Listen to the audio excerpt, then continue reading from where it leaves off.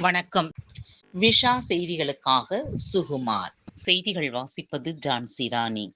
பூந்தமல்லி அருகே தமிழ்நாடு அமைப்புச்சாரா தொழிலாளர் சங்கத்தின் மாநில தலைவியின் பிறந்த நாளில் பெயர் பலகை திறக்கப்பட்டு சங்க கொடியேற்றும் நிகழ்ச்சி நடைபெற்றது.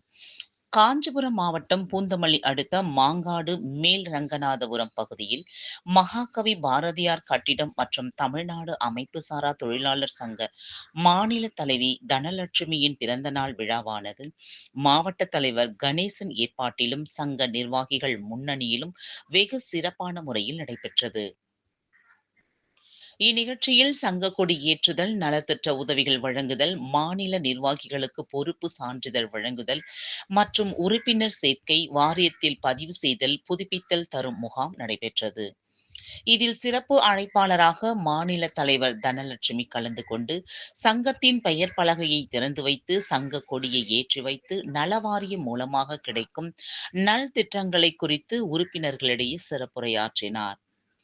பின்னர் மாநில தலைவர் தனலட்சுமியின் பிறந்த நாளையொட்டி சங்க உறுப்பினர்கள் கேக் வெட்டி உற்சாகமாக கொண்டாடப்பட்டது.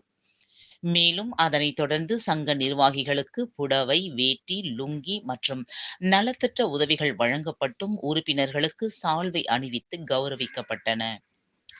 இந்நிகழ்ச்சியில் மாநில செயலாளர் கே நடராஜன், மாநில துணை செயலாளர் பூஞ்சோலை எஸ் ரமேஷ், மாநில துணை செயலாளர் பூவை எம் வெங்கடேசன், மாநில துணைத் தலைவர் டி ரஜினிகாந்த், மாநில துணை செயலாளர் என் மோகன் ஆச்சாரி, திருவள்ளூர் மாவட்ட தலைவர் பூவை ஆர் முருகன், காஞ்சிபுரம் மாவட்ட செயலாளர் எம் ஜீவானந்தம், பொருளாளர் கங்காதரன், பூந்தமல்லி நகரம், ஆவடி மாநகரம் நிர்வாகிகள் மற்றும் மகளிர் நிர்வாகிகள் உட்பட பலர் கலந்து கொண்டனர்.